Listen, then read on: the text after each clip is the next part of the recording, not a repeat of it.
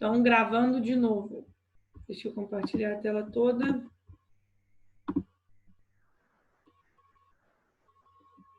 Ó, eu sei que essa aqui a gente resolveu também. Essa aqui a gente resolveu também. Essa aqui a gente fez, quando fala de surdez. Surdez, que é duplo, quando a gente fala de herança duplo recessiva. Alguém me responde aí se a gente fez. Que eu não lembro da gente ter resolvido ela.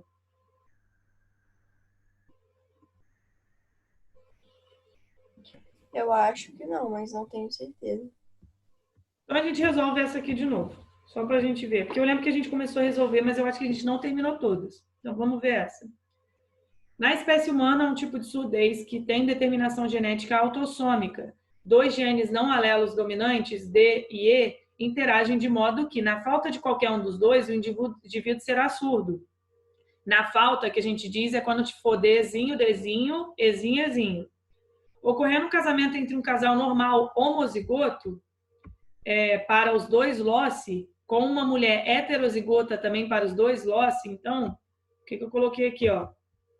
Esse daqui eu coloquei todos os possíveis genótipos, como é que seriam, ó.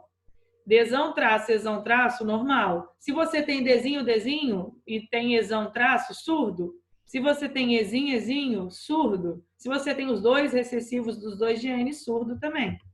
Aí eu coloquei um homem que é homozigoto, normal homozigoto. Então ele é Dzão, Dzão, Ezão, Ezão. Cruzou com uma mulher, cruzou, né? Tem casamento com uma mulher heterozigota, que ela também é normal. Então é Dzão, Dzinho, Ezão, Ezinho. É correto afirmar que se tiverem filhos e filhas, então está falando dos dois sexos, então não tem nada específico.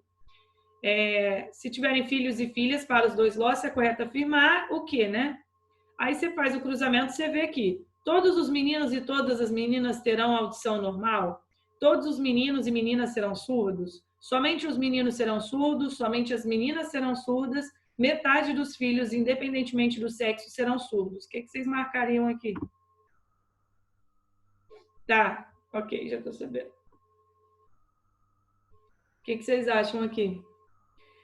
O sexo aqui influencia alguma coisa? Não. Não, tem nada a ver. Isso aqui é uma herança autossômica, né? Então, tanto faz. Agora, você tem como ter filhos normais aqui, nesse cruzamento? Ó, seria audição normal, se você juntar esse com esse, audição normal, audição normal, audição normal. Audição normal, né? Só tem como sair normal, porque você não tem nenhum desses cruzamentos, vai me sair Dzinho, Dzinho ou Ezinho, Ezinho. Então, com certeza, seria a letra A. Todos os meninos e meninas terão audição normal. Porque não tem como você ter, se você não tem Dzinho, Ezinho, Dzinho, Dzinho ou Ezinho, Ezinho aqui, não tem como sair surdo. Ok? Isso aqui é um tipo de questão de vestibular, assim, tranquila. Eu acho. Eu também. Gente, sumi. Aí, a do labrador aqui. Em cães labradores, a cor da pelagem é determinada por dois pares de alelos de segregação independente. O gene dominante Bzão determina a pelagem preta, enquanto o Bzinho marrom. Localizados em outro par de cromossomos, o gene Ezão permite a produção do pigmento, enquanto o alelo ezinho, quando em homozigose, tem efeito epistático sobre Bzão e Bzinho, não permitindo a produção correta dos pigmentos, o que determina a cor dourada da pelagem. Então, aqui, ele é o gene epistático. Então, isso aqui é um caso de epistasia recessiva, né? E os genes Bzão e Dzinho são genes chamados hipostáticos, porque eles são inibidos pelo ezinho. Aí, um macho de cor marrom e uma fêmea de cor dourada. Como é que seria um genótipo de um macho de cor marrom, a princípio?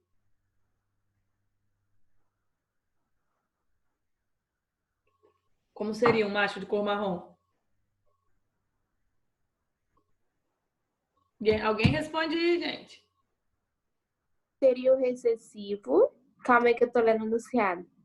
Olha para cá, ó. Aqui já está dando tudo que está no enunciado. Ezinho, Bzinho, Ezão, Ezinho? Então, para ser marrom, primeiro, Bzinho, Bzinho, Ezão traço. O que podia ser exão, exão ou exão, ezinho. Eu estou só lendo sem terminar de ler o enunciado. Um macho de cor marrom. Então, esse seria. E uma fêmea de cor dourada, com certeza ela tem o ezinho, ezinho, mas aqui na frente a gente ainda não sabe. Ok? Então, vendo o genótipo dos pais sem ver a filiação, você tem esses genótipos aqui. Aí está dizendo que, ao serem cruzados por um tratador, produziram ao longo de suas vidas 32 filhotes, sendo alguns pretos, marrons e ainda dourados. Então, eles têm indivíduos pretos, que seriam Bzão, traço, Ezão, traço. Indivíduos marrons, seria Bzinho, Bzinho, Ezão, traço. Aqui, gente, eu estou colocando os genótipos no geral. A gente vai preencher depois de acordo com os fenótipos dos filhos. Os fenótipos e os genótipos dos filhos. Você consegue preencher o genótipo dos pais. Então, você sempre vai colocar a forma, tipo, geralzona, como é que seria. E também saiu ainda labrador aqui, dourado. Então, dourado seria traço, traço, ezinho, ezinho. Olhando isso daqui, você já tem como preencher o genótipo dos pais, ó. Se saiu dourado, um ezinho veio do pai e o outro ezinho já aqui veio da mãe. Então, tá certo. Se saiu marrom, um bezinho do pai e o outro bezinho, com certeza, veio da mãe. Se saiu um indivíduo preto, tinha que ter pelo menos um alelo bezão. Como o pai ele é marrom, ele não tem alelo bezão. Então, esse bezão veio da mãe. Todo mundo conseguiu entender isso aqui? Você preenche o genótipo dos pais vendo o genótipo dos filhos. Lembra que um alelo vem de cada pai, tá? Será que eu consigo manter vocês aqui? Não muito. Não muito, mas tudo bem, foi. Aí quer saber, dentre os 32 filhotes gerados a partir do casal de lavradores, o número esperado de machos de coloração preta. Aí você faz o cruzamento aqui dos parentais, bezinho, bezinho com bezão, bezinho, ezão, ezinho com ezinho, ezinho. Você tem aqui todos os cruzamentos. Em ambos os casos vai sair 50% aqui preta, 50% marrom, 50% permitindo, 50% inibindo. Ele quer saber macho de coloração preta. Como é que teria que ser o genótipo aqui dos filhotes de coloração preta? Como que tem? Teria que ter o Bzão, né? Isso, o Bzão. E aqui, em relação a esse gene? Tem que ser o Ezão ezinho, ou né? tem que ser Ezinho? Exão. Ezão. Então, para ser preto, Bzão, Bezinho com um Ezão. Mas o ezinho não, ele não inibe? Não, ele inibe quando ele está em duplo recessivo. Ezinho, Ezinho. Lembra que um alelo recessivo, ele não vai inibir se ele estiver sozinho. Ele só inibe quando ele está duplo recessivo. Você lembraria disso, sabe, Eduarda Kelly, se você estivesse presente na minha aula da semana passada? Verdade, né? Né, não? E nem assistiu ainda o vídeo, né, no YouTube. Eu fico suando, entendeu? Para gravar. Eu vou assistir. Eu vou assistir hoje. Aí, olha só, voltando. Branca. Você entendeu, então, agora aqui, né? Então, para ser epistático, ele só vai inibir quando ele está duplo recessivo. Aí, então, é Bzão, Bezinho, Ezão, Ezinho. Aí você vê, de 4 resultados, metade é Bzão, Bezinho, meio. De 4 resultados, metade é Ezão, Ezinho, meio. 1/4, mas ele quer saber machos. Então, você multiplica ainda por meio. Presta atenção nisso. Lembra que multiplica porque é a regra do E. Ele quer saber que seja um macho, é macho e tem coloração preta. Então, você pega a porcentagem, né, a probabilidade de sair preto e multiplica por meio, que é a de ser macho. Isso dá 1/8. Se ele falou que eram 32 filhotes, 1/8 de 32. Isso daí me dá 4 indivíduos, letra A.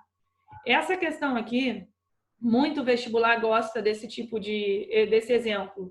Usa demais o exemplo dos cães lavradores. Então, epistasia recessiva é o que mais cai quando a gente fala de interação gênica. Às vezes, tipo assim, no Enem já caiu, mas não faz, tipo, não é muito recente, sabe?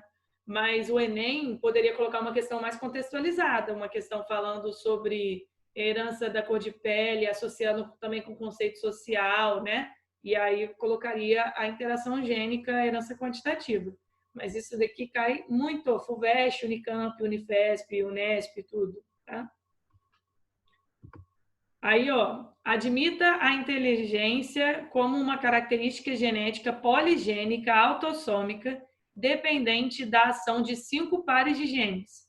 Do cruzamento entre 2 indivíduos com o genótipo esse daqui, resultam quantas classes fenotípicas? Como é que a gente faz isso daqui mesmo?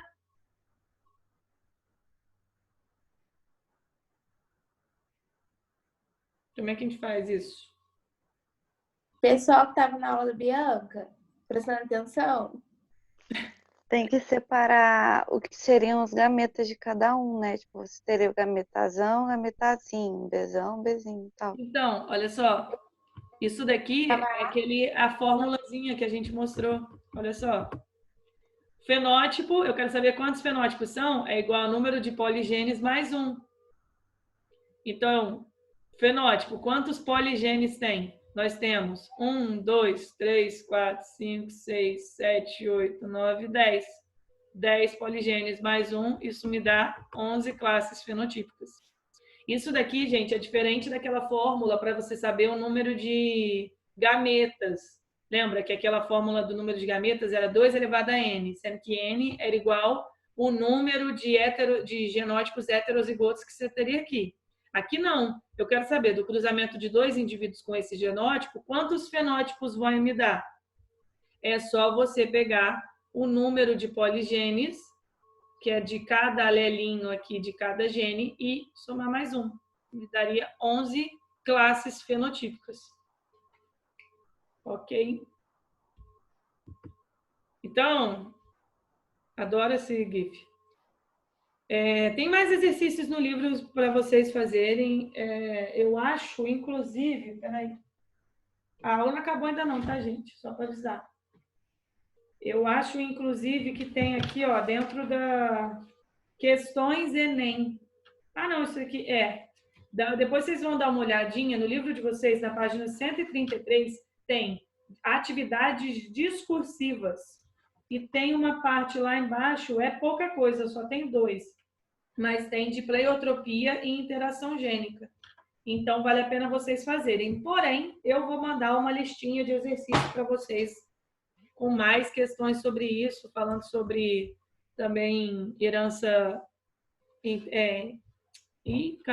herança intermediária, falar disso, questões sobre cor da pele, tá? Eu mando para vocês lá no grupo depois. Que a gente hoje vai começar essa parte aqui também. Pelo menos começar ela. Deixa eu ver. Cadê tu? Cadê vocês? Alguém mandou alguma coisa? Não. Então tá. A gente vai começar a falar sobre especiação. Na verdade, voltar, né? Ontem o João perguntou para mim lá do coelho que cruzou com gato e deu aquele bicho estranho, se isso era possível. Não, não é possível. Falei que a gente ia falar disso na aula hoje. Não é possível aquele... Como é que eles chamavam o coelho misturado com gato? Gatoelho, isso. Não é possível. Porque são espécies completamente diferentes. Mas eu vou mostrar para vocês que é possível formar híbridos, sim. Por sinal, eu esqueci de colocar foto de um deles aqui. Tem um que eu coloquei, mas tem que botar outro. A gente volta agora na outra frente, falando sobre evolução. Lembra que a gente tinha falado das teorias evolucionistas? A gente falou do Darwin, do Lamarck, do neodarwinismo. A gente falou sobre fatores que influenciavam na evolução e tal. E a especiação nada mais é de formação de novas espécies. Eu coloquei essa imagem aí, mostrando para vocês, porque o Darwin estudou, esse aqui não são os tentilhões, mas isso é uma outra ave. Mas o Darwin estudou os tentilhões lá da Ilha Galápagos e ele viu que cada tentilhão, você tinha várias espécies diferentes de tentilhões que eram adaptadas a um tipo de alimentação específica e que provavelmente eles vieram de um ancestral comum. Esse ancestral que acabou indo para Galápagos, então, por questão de pressão de seleção, mutações que surgiram, seleção natural, você vai tendo uma especiação naquela população e formam várias espécies diferentes. Então, é isso que a gente vai ver. Aqui, por exemplo, cada ave tem um bico específico para um tipo de alimento, né? Isso aqui acho que seria de cupim, besouro, isso aqui parece ser semente também, larvas. Isso parece ser um carrapato, fêmea, mas não sei o que é. Então, assim, acredita-se que todas as espécies, sejam elas vivas ou extintas, elas vieram de uma única espécie ancestral há mais de 3 bilhões de anos. E aí, se eu fosse pedir para vocês a definição de espécie, como é que vocês definiriam espécie? O que é uma espécie? Tenta aí. Deixa eu ver se alguém vai falar no chat. Vou até abrir o chat já, hein, galera. O que vocês definiriam? O que é uma espécie? Finge que eu não sei. Vocês vão me ensinar agora. Tô vendo esse cri-cri. Tá passando um feno aqui, ó. Ó, o Léo mandou um conjunto de indivíduos que compartilham de mesmas características. Ah, poderia ser, mas aí eu poderia dizer para você que a vaca produz leite da mesma forma que seres humanos, fêmeas, produzem leite. Então, nós somos da mesma espécie. Então, assim, isso daí, o seu pensamento começou pelo caminho certo. Eu lembrei de um negócio, mas eu não sei se é isso. Que tem a mesma quantidade de genes, de cromossomos, um negócio assim. Não quantidade de genes, assim, às vezes você tem indivíduos com a mesma quantidade de genes, mas são genes completamente diferentes, né? Às vezes, o Ramon botou uma forma de classificar os seres vivos, né? O Colópio botou, possuem o mesmo comportamento. Tá, mas aí às vezes duas aves têm o mesmo comportamento de cópula, mas são espécies diferentes. O conceito de espécie ele é bem difícil da gente determinar. Até hoje a galera fica em cima. Mas há muitos anos atrás as pessoas ficavam falando assim, não só pelas diferenças, é pela semelhança sim, ô João. Mas antigamente as pessoas davam um conceito que era chamado morfológico de espécie, que era, indivíduos da mesma espécie são aqueles que apresentam a mesma morfologia, eles são tipo muito iguais. Eles têm mesmas penas, mesmo tipo de bico, mesma coisa, assim, tipo, no geral, você classificando ele do jeito quando você olha. Só que a gente não pode utilizar esse conceito morfológico, porque se você for olhar dentro de aves, por exemplo, a gente tem dimorfismo sexual. Vocês lembram o que é isso? Dimorfismo sexual? Quando a gente falar de aves, a gente vai ver isso de novo. Dimorfismo sexual é quando você tem machos e fêmeas diferentes. Nós temos dimorfismo sexual na nossa espécie também. Mas, assim, no caso de aves, o macho normalmente é maior coloridão e a fêmea não. Porque o macho tem uma coloração diferente para atrair a fêmea e a fêmea, às vezes, tem aquela coloração padrão, neutra.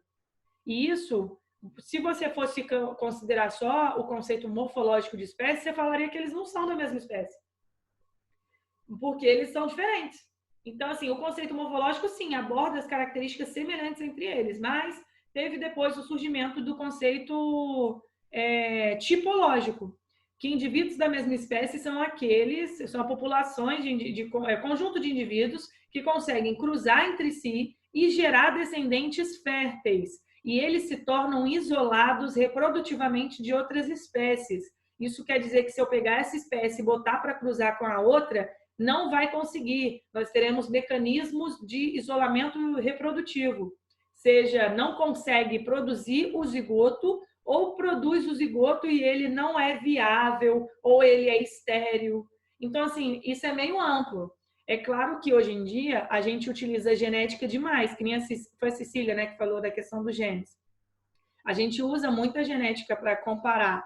Eu consigo fazer um PCR, que é, né, a extração de DNA, e ver o DNA de como são o DNA dessas duas espécies, e ver, quando eu faço sequenciamento das bases nitrogenadas, consigo ver se é da mesma espécie ou não. Existe um banco de dados que eu colo o meu sequenciamento e ele já me fala, esse sequenciamento é parecido com essa espécie aqui. Então, assim, para a gente identificar uma espécie a fundo, para ver se ela não é mesmo aquela espécie, tipo, eu tenho espécie, 2 indivíduos, A e B, para eu ver se não é todo mundo a mesma espécie, eu analiso características morfológicas, eu analiso características comportamentais, genética e tudo mais. Só que o que vai dar a mesma condição de espécies diferentes é as espécies estarem isoladas reprodutivamente. Então, dá uma olhada nisso aqui. Eu peguei um conceito que eu achei na internet e aí eu coloquei coisas a mais. Espécie, conjunto de pessoas, animais ou vegetais que apresenta as mesmas características e a mesma família, espécie animal, espécie vegetal. Essa definição aqui não estaria incluindo bactérias, não estaria incluindo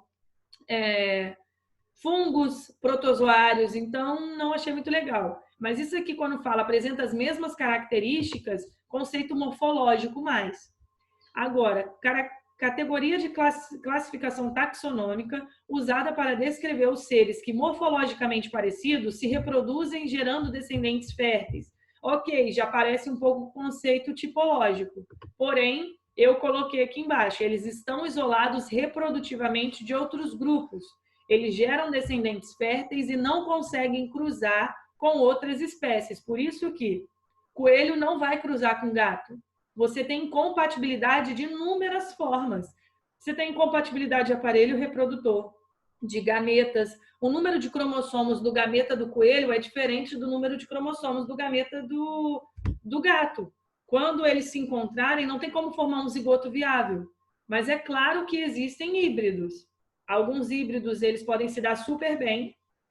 E a F2 deles, né, a filiação 2 deles vai dar mal. Ou então o híbrido é estéril. Vocês sabem um caso que é o mais conhecido de um híbrido que é estéril? O tigre, o burro. Eu acho que é burro. É burro, sim, né? Que é da égua com... O burro é jumento, né?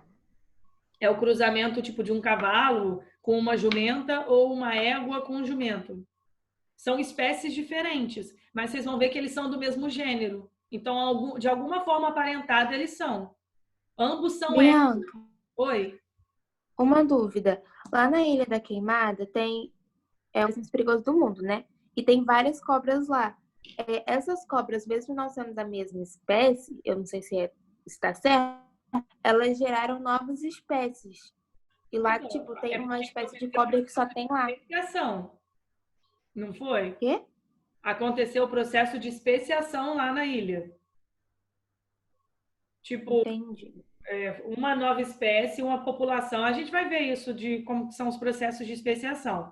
Mas uma população, ela meio que se dividiu, um exemplo, e cada subgrupo dessa população inicial pode ter dado origem a uma nova espécie.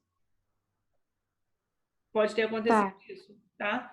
Mas eu vou mostrar para vocês. Na próxima aula a gente vai continuar falando disso mais a fundo.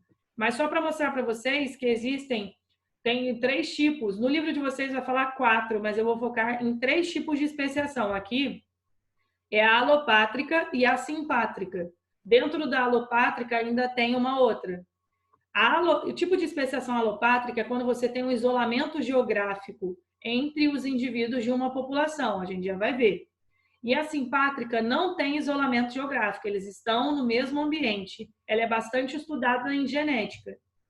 Então, só começando a alopátrica aqui, a alopátrica ela acontece por meio da formação de uma barreira geográfica, que pode ser um rio, que às vezes desviou e está passando naquele local agora, pode ser o movimento de placas tectônicas ao longo de milhares de anos, né, deriva continental, mudanças no clima, ou pode ser uma barreira geográfica criada pelo ser humano mesmo. Se era uma população que vivia em um determinado local, aí a pessoa foi lá e desmatou uma faixa de floresta e botou uma estrada, você pode estar isolando indivíduos. Então, olha para essa imagem aqui embaixo, uma população de besouros. Acontece de um rio passar bem no meio de onde elas estavam, então dividiu a população, ficou metade de um lado e metade do outro. Com o passar do tempo, se essa população aqui não conseguir entrar em contato com essa, não vai ter o que a gente chama de fluxo gênico. Ou seja, elas não vão se encontrar e não vão cruzar entre elas. Por enquanto, aqui ainda é a mesma espécie. mas você tem populações que estão isoladas geograficamente. Não tem mais contato entre elas. Com o passar dos anos, tipo muitos anos, podem surgir mutações aleatórias nessa população de cima que são diferentes das mutações da população de baixo. Outra coisa que pode acontecer, a recombinação gênica, como esses indivíduos só vão estar cruzando entre eles, você vai ter um tipo de recombinação de genes e a população aqui de baixo também, outro tipo de recombinação de genes. E até mesmo, gente, as pressões de seleção. O ambiente onde essa população de cima vive pode ser diferente do ambiente aqui de baixo. Então, cada população vai ter uma condição específica de vida. Se cada uma delas tem uma condição específica, as pressões de seleção são diferentes, então a seleção natural vai atuar de forma diferente em cada grupo, as mutações que surgem aleatoriamente são diferentes, você vai ver com o passar do tempo que você vai ter surgimento de características nessa população aqui em cima que não surgiu na de baixo. Da mesma forma que a de baixo vai ter características que não tem na de cima. E essas populações não conseguem cruzar entre si, porque elas não se encontram mais. Então, com o passar do tempo, você tem a formação de duas novas espécies que são diferentes entre elas. Eu poderia dizer que aqui no começo eu tinha a espécie A, que formou aqui no final a espécie B e a espécie C. Aí, como é que eu sei que, com certeza, elas formaram espécies diferentes? Se eu juntar essas duas e elas não conseguirem cruzar, ou se elas cruzarem e não gerarem descendentes férteis, ou se os descendentes eles não forem viáveis, aí eu tenho certeza que elas são espécies diferentes. Mas se por um acaso, depois, mesmo se passar, sei lá, 1000 anos, eu juntar esses dois grupos aqui novamente, e eles conseguirem cruzar e gerar descendentes férteis, isso quer dizer que eles ainda são da mesma espécie, porém só tem algumas características diferentes, ou seja, novos alelos surgiram naquela grande população. Então, no caso da especiação alopátrica, aconteceu por causa da barreira geográfica. Vê se todo mundo entendeu o que acontece aqui, por que formaram duas espécies no final. Foi? Porque a gente continua fazendo. Oi, fala. Quem tinha falado aí? Eu entendi. Era a Kelly que estava falando. Kelly, fala aí. Não, tranquilo, tá certinho. Oi? Então, assim, se vocês até já quiserem pegar para ler sobre isso, a gente já está falando da alopátrica. Então, vou finalizar aqui, que a gente já passou um minutinho do nosso tempo. Gostei de ver, mais gente hoje, isso aí, lindos! Tá? Então, um beijo para vocês.